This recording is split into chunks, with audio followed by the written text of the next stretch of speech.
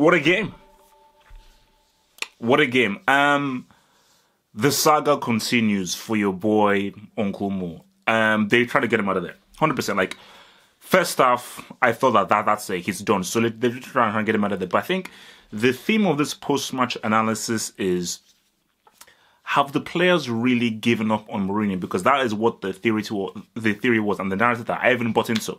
The players have given up for him. They don't play for him. He's lost the trust of the players, and therefore he cannot reach them. Hence why I said in my preview that I don't even know how I can even do a preview of this game, that United have already lost the game before they've even kicked the ball, because if you cannot reach your players, you're screwed.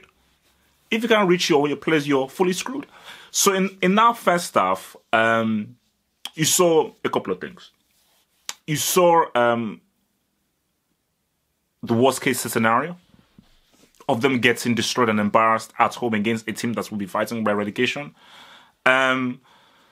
You saw a team who were just a complete mess, and you just saw how this was literally buying into what the media so much wanted, i.e. a team that just looks like a mess, Mourinho angry, gestating, and it looked Newcastle could have gotten 3 or 4 goals in that first half.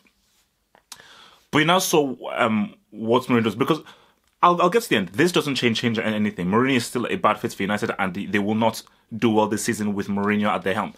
But let's just talk about this game first, then we'll just talk about stuff in the larger scheme of things, which is what this post-match analysis is about. We always try and look at the bigger story and the bigger scope.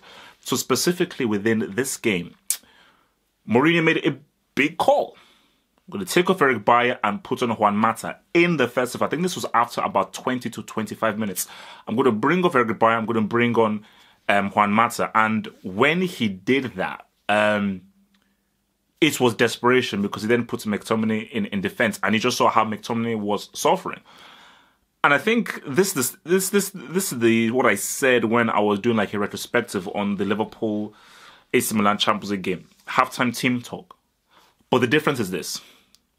Whereas in that Champions League final in 2005, when Benitez was actually here as well, Benitez, you could feel like he can still G up these guys because the players obviously respect him a lot. But when he got to halftime, I'm like, what's Mourinho going to say?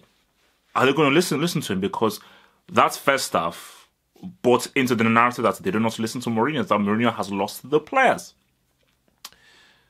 So when you look at that second half and look at how they changed things, what Mata did, what Martial did, Pogba's play, Pogba's influence, Pogba's assist, and of course Sanchez scoring the winning goal, and you just saw how Man United came through. They raised the tempo. They looked as if they cared. They wanted to win it. It shows that these things here are deeper, because you go back to I mean, it is a bad fit because Mourinho isn't that United second half. See, that's Man United second half isn't Mourinho. That is a desperate Mourinho trying his best to get something from this game. But that Man United second half is what United should be and how they should be playing. But don't get it twisted. They can't play like that every week and win a title, because the team as its core is still rotten. They still have Smalling and Lindelof in defense, and I don't know what the hell is happening with Eric Bayer. Ashley Young is trash. Ashley Young is a really crap player. He's really crap. But as I've always said to guys, like, Martial is a very talented player, and that Martial goal is just the tip of the iceberg of what he can do. And Martial, under the right circumstances, the right formation, the right situation, the right scenario, will and can be a very, very, very deadly player. 100% he can be a very deadly player. You know, we've never seen Pogba in an attacking offensive team. Juventus were a pragmatic team. The Juventus that he played under was a very pragmatic team. France is a pragmatic team. The United that he's come into, under Mourinho, is a pragmatic team. We've never seen Pogba play in an attacking offensive team. And when you look at Pogba's characteristics, how he plays, he would work very well in an attacking team. A team that wants to move forward, that plays a high line, that plays very high risk and always constantly wants to move the ball forward. A team that are happy to make mistakes moving forward. They're happy to lose the ball losing forward because they are constantly trying to force the issue. And when you constantly try and force the issue, you will eventually get to a point in which, you know, you lose the ball because you're trying things. Trying things make you make mistakes. But you can make 10 mistakes. You only need to make it right once. And that's what needs to happen. And I think, and for Juan Mata it's a very funny thing, and this is almost ironic. It's a player that Mourinho has never liked. He's never liked Juan Mata. But you see how he came on, how he changed things for United, and how his free kick really set the ball rolling for that amazing, incredible comeback. Sanchez is still a brick. That goal doesn't change anything. He is still essentially brick. So don't you think that it changes anything, but that's still an amazing thing to perhaps do for his confidence.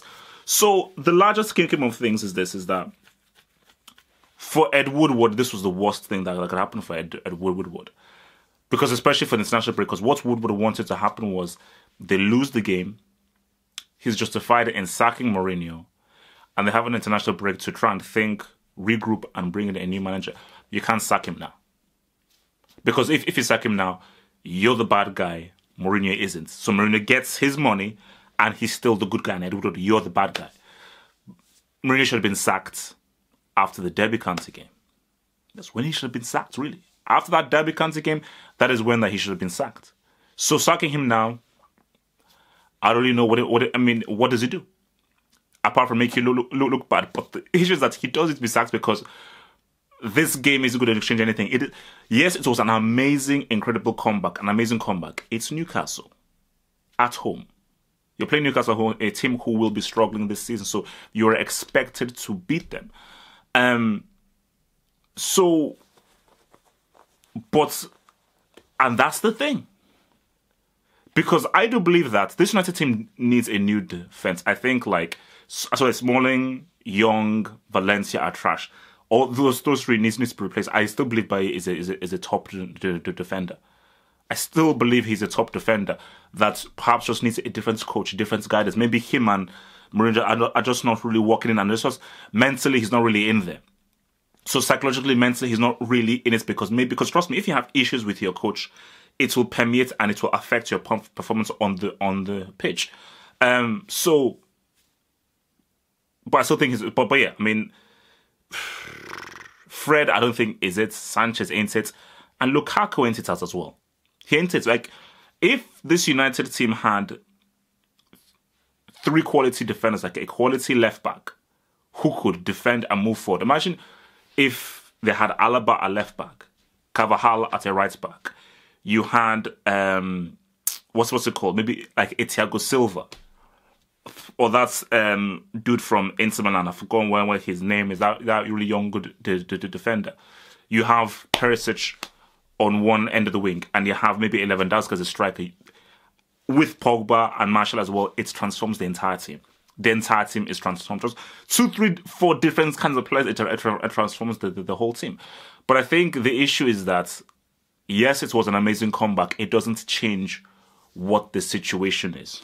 It doesn't change because that first half should not have happened. United should not have had to come back from 2-0 down. United were horrible in that first half. They were disgracefully bad in that first half. So credits for changing things around, but that first half can still happen. So told him, man, Uncle Muzman is my guy, and I think that for Mourinho, and look at his character. I ride with Mourinho because of his personality. He has a very similar personality to me, that he will never accept defeat. He will never accept losing. He will never back down. And that's similar to me. So you can love him or hate him, you have to admire him. How about that for a bar? Love him or hate him, you have to admire him. But look, other than that, it was an amazing comeback. It's you saw what can happen if their star players can really play and they can play expressively.